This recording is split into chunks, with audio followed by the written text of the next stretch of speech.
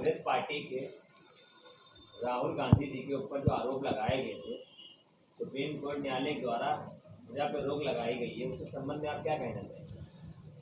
देखिए, सच्चाई की हमेशा जीत होती है। सच्चाई के रास्ते पे थोड़ी अड़चनें और रुकावट तो आती है, लेकिन जीत हमेशा सच्चाई की होती है।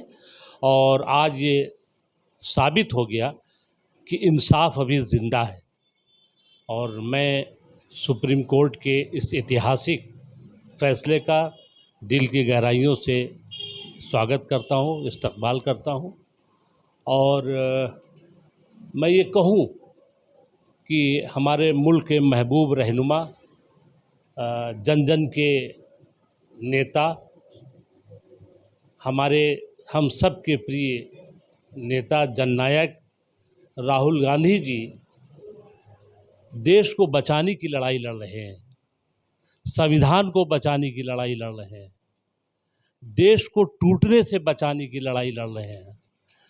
तो मैं समझता हूँ कि जिस व्यक्ति ने, जिस इंसान ने कन्याकुमारी से और कश्मीर तक पैदल यात्रा की और 4000 किलोमीटर की एक ऐतिहासिक यात्रा, 4000 किलोमीटर की, और 4.5 महीने सड़कों पर बिताए, बरसात बर्दाश्त की, जाड़ा बर्दाश्त किया, कितना सख्त जाड़ा था, लेकिन उसमें उन्होंने संघर्ष का रास्ता नहीं छोड़ा।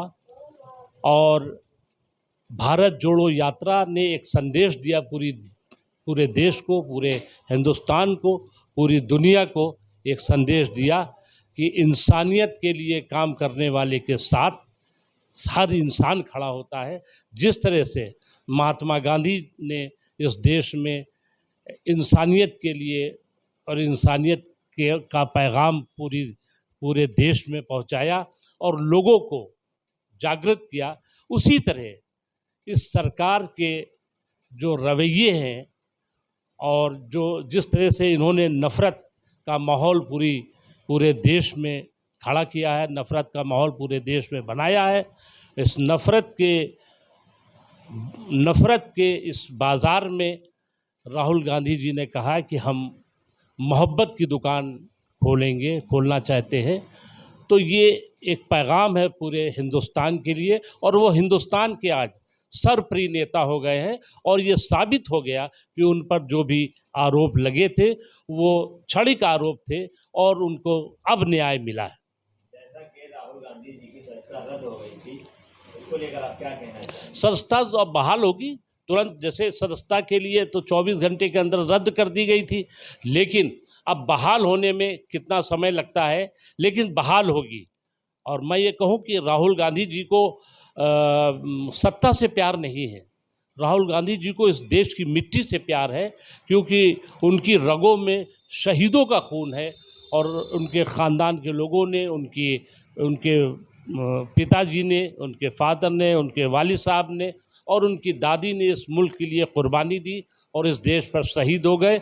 और उनके खून का एक एक कतरा इस मुल्क को मजबूती करने के लिए हमेशा काम आएगा और आने वाले समय में भी काम आता रहेगा। पर हिंसा हुई है और बवाल हुए हैं और तनाव है, उसको लेकर आप मणिपुर हो गया, हिमाचल, कई जगह लुधियाना। देखिए, मणिपुर की तो जो भी वाक़या हुआ है वो मानवता के इतिहास में मैं ये कहूँ कि सबसे शर्म वाला वाक़या है कि जिस तरह से इस देश की महिला को बिल्कुल नंगा करके और उनकी परेड कराई गई, ये इस देश के लिए, पूरे सब के लिए बड़े शर्म की बात है और मैं इसकी घोर निंदा करता हूँ। और एक ये बात साथ में कहना चाहता हूँ कि मोदी जी चाहते हैं कि भारत में अमीर ज़िंदा रहे, मोदी जी चाहते हैं कि भारत में अमीर ज़िंदा रहे, लेकिन राहुल जी चाहते हैं कि भारतीयों का ज़मीर ज़िंदा रहे।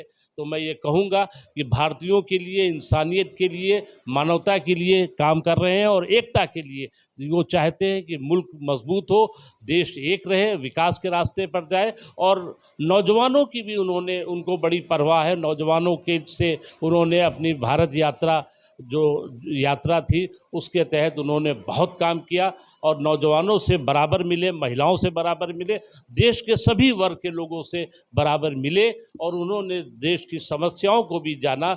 और आने वाले वक्त में मैं ये कहूँ कि अब वक्त आ गया है और पूरे देश के लोग अब जाग गए हैं और पूरे देश के लोग इस बात के लिए उन्होंने कमर कस ली है कि 2024 के चुनाव में कांग्रेस के नेतृत्व वाली जो इंडिया गठबंधन है उसको जिताना है और इस फिरका परस्त ताकतों को उखाड़ फेंकना है। अगर सरकार बनती है तो क्या महंगाई पर जनता को लाभ मिलेगा? बेरोजगारी बहुत लाभ मिलेगा, बिल्कुल लाभ मिलेगा। कई योजनाएं हैं। कर्नाटक में बिजली माफ़ी की योजना थी जो कर्नाटक सरकार में वहाँ से पहले जो घोषणा की गई थी उसको लागू किया गया, महिलाओं को के लिए लागू किया गया और सिलेंडर वहाँ पर सस्ता किया गया। तो इस तरह जो वादे होंगे इंडिया गठबंधन के द्वारा, जो भी वादे होंगे वो वादे 100% पूरे होंगे। इसलिए पूरे होंगे कि राहुल जी इस देश के लोगों की भलाई चाहते हैं और उनका विश्वास चाहते हैं और उनका विश्वास है और मिल रहा है और फिर मिलेगा।